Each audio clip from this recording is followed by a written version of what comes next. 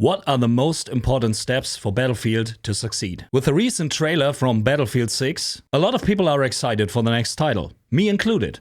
But since it's Electronic Arts we're talking about, I think it's always good to have a little skepticism left. We will have a release event on Thursday where we will see worldwide exclusive first gameplay, and I'm happy to tell you that I will be there too. I've been doing YouTube content for 10 years now in my native language, which happens to be German, so don't mind the accent. And I will stream the game for my German viewers since this channel here just started, but feel free to stop by if you don't mind watching some German stream.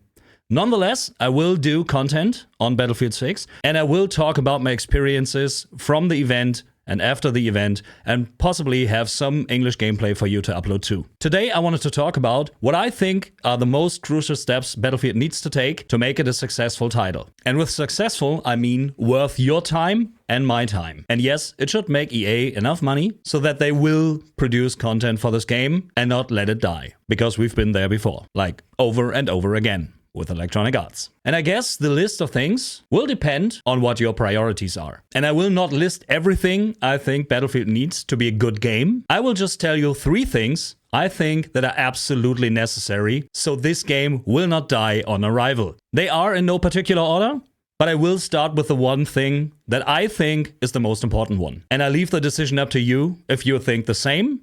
Or if you think I'm missing something, let me know in the comments. The most important thing to me is Battlefield 6 has to have a clean release. And I mean really, really clean. If the game does not work, if the game sucks, if the game is not running on your machine, if the game is not working on your console, if the game permanently crashes, if the servers suck, if the hit rate doesn't work, there's so many things they can do wrong. And we are used to have bad releases, not only from Battlefield. And with a lot of gamers, it seems to be okay for them. You've heard the arguments before on other games. A new game comes out, it doesn't work. You say, man, this game doesn't work, it needs patches. And people say, dude, calm down, it just released. And my first thought is, yes, it released, so don't release it when it's not done. But I think Battlefield cannot afford this. Because Battlefield is notorious for this, Battlefield has a dedicated fan base, and they had so much failed titles lately that I personally think it's absolutely necessary to nail this release. We need 60 Hz tick rate, we need lag compensation, we need good performance, and we need a stable game. If this is not the case, and we don't have enough content, this game will die. And yeah, there's always people coming back to the game after a year or so, or when they do a sale. But what they want, and what we as Battlefield fans want, is we want this game to have success. We want a lot of people to play it, so it's worth our time and the time of Electronic Arts. And that would be a win-win situation. But even if the people come back, it's such a small number of players that you could have. And in today's gaming world, a lot of people watch streams, they watch gaming content, they watch YouTube videos, they watch guides, and they watch reviews. And that's why the next Battlefield has to be a banger on day one. And not only will potential players quit the game on day one, or maybe refund the game, or don't even bother to buy it because they see it on the streams or on social media, that another Battlefield game has a terrible release and nobody will be surprised, but there's already a ton of people that already want to see Battlefield burn. And they want to see EA burn, and they want to punish EA for what they did to Battlefield lately. And I understand, it's fair. EA deserves this, EA deserves the criticism, but that doesn't mean that I want to see Battlefield fail just to be right about EA having bad releases. And if these people are right, they will be on the internet, they will be loud,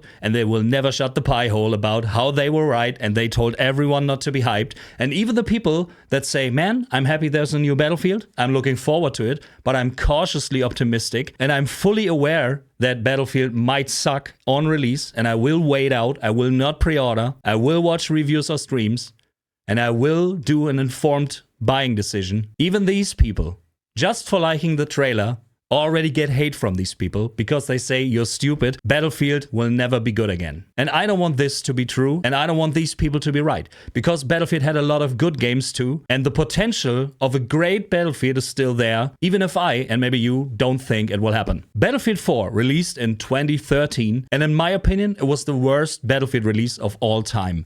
I was looking forward to the new Battlefield game, I played it for about a week, and then I uninstalled the game and played Battlefield 3 again, because it was so horrible. Maybe it was different on consoles, I don't know. But on PC, to me, it was just sad. It was aggravating and it was no fun. And they fixed the game.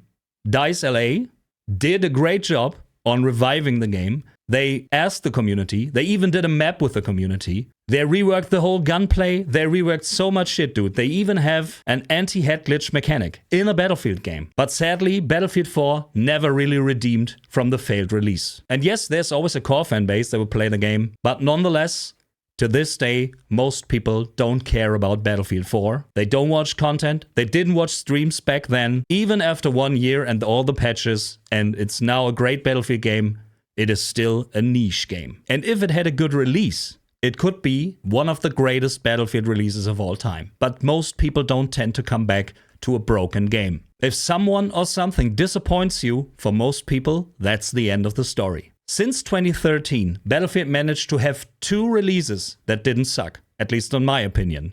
The first release was Battlefield Hardline. Love or hate the game? Most people didn't like the setting. To most people, it wasn't a real Battlefield game, but the release was great. Sadly, they had 30 Hz tick rate servers. They never upgraded them, as in Battlefield 4, to 60 Hz or more. But the game itself, to me, it was fun. I still love it to this day, and it had a solid and great release. It was playable, it was stable, it didn't crash, it was running smoothly, it was everything you wanted from a Battlefield release. And most importantly, it was fun. And I guess the setting made it so that Hardline wasn't that successful, but that's a problem we don't face with Battlefield 6. I think most people want exactly what Battlefield 6 is. So imagine a clean release like Battlefield Hardline, with a setting most people like, and Battlefield 6, and a fully grown successor to Battlefield 3 and 4. And the second game that had a great release was Battlefield 1. And although the gunplay was pretty random and pretty casual, it's the most successful Battlefield game, at least financially, and I think it's the one with the most sold copies. And this is a game that's set in World War I. That's not a setting that most people like or would be interested in, and still they managed to make it happen. They made it fun,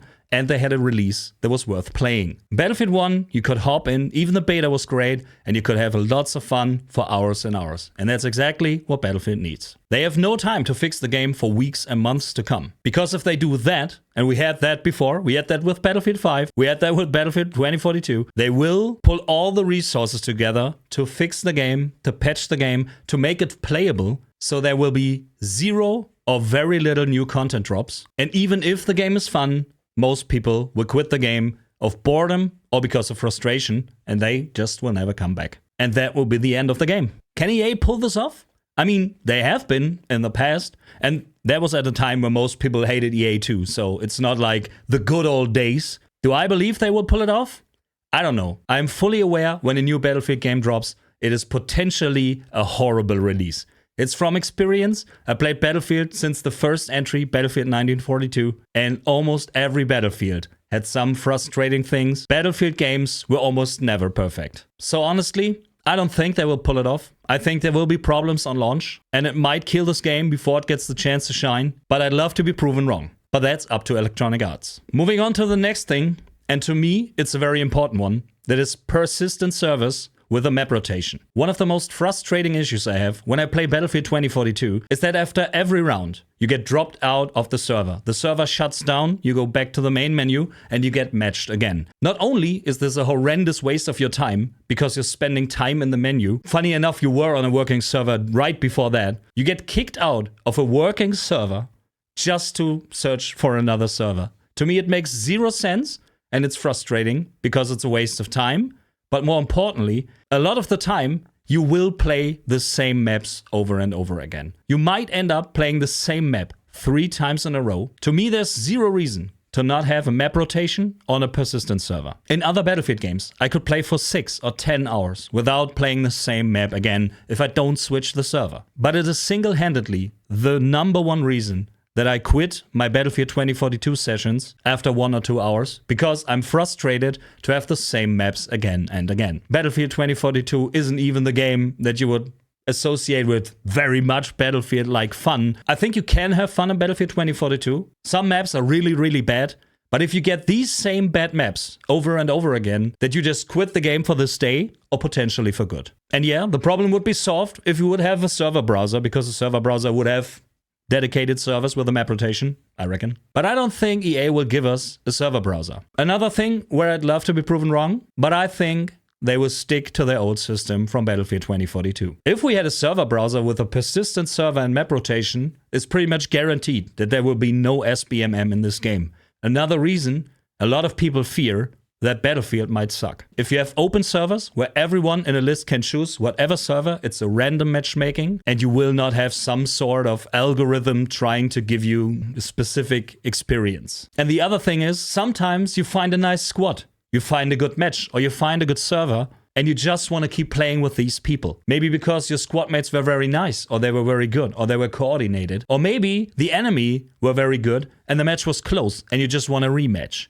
Something that was pretty normal back in the day, and for some reason died out in modern games, and I want to see this return. And this is the third thing that I will add to my list, which is absolutely still not complete, but I think it's crucial. Battlefield 6 needs a team balancer built into the game. And I'm not talking about SBMM algorithms trying to balance everything out and have only good players on one server. I'm talking about things that are absolutely normal since like forever on community servers, because most community servers have some sort of team balancing. When I play Battlefield 1, Battlefield 5, or Battlefield 2042, there's the 3 games where it's the most obvious to me, a lot, and I mean a lot of matches are really, really, really one-sided. One team gets completely ruined, and the other is barely losing tickets. You might even have the most points in a team, but the rest of the team doesn't bother to move. They don't want to capture flags, they don't want to do anything apart from sitting at the edge of the map waiting to die. And this is not whining about, oh, I lose the unfair matches. No, it's not that.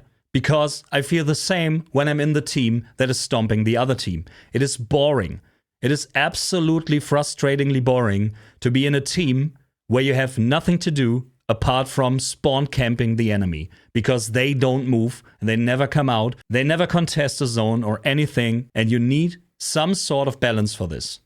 And I guess the best thing would be a mix of optional team balancing and forced team balancing if no one bothers to even the teams out. You could have a message like 30 seconds where you ask people, are you willing to balance the teams out? Would you join the losing team to reinforce them? Maybe for, I don't know, more XP at the end of the round? Something? I guess a lot of people would say, oh, well, this is a really unbalanced match. I might as well get over there and take the challenge and enjoy it. I would be one of those people for sure. I would do it without a reward, but maybe a little reward could be a good idea. And if the 30 seconds are passed and no one bothers to balance the teams, you just let the system decide. And yes, it will never be perfect. But to me, when I play on official servers on Battlefield 1 or Battlefield 5, it's frustrating. And if you play on community servers that have a team balancer, it's almost always a way better experience. So at least it will happen way less. And that has to do with the persistent servers too, because if you have persistent servers, in the next round, the teams would be even more balanced. If you always roll the dice from scratch after every round,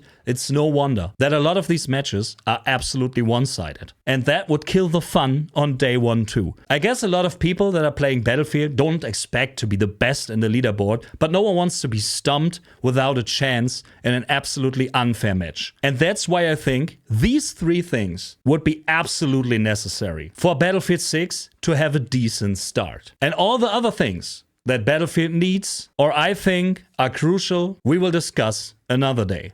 And there's a lot to talk about, especially when I got my hands on the game. I hope you liked this video. It was my first English video. Like I said, I've been doing YouTube for 10 years in German. I hope you could understand everything I said, and I hope you return. And if you'll do me a favor, just like or dislike the video and let me know your opinion in the comment section. This was Eddie McNate, and I hope we talk again.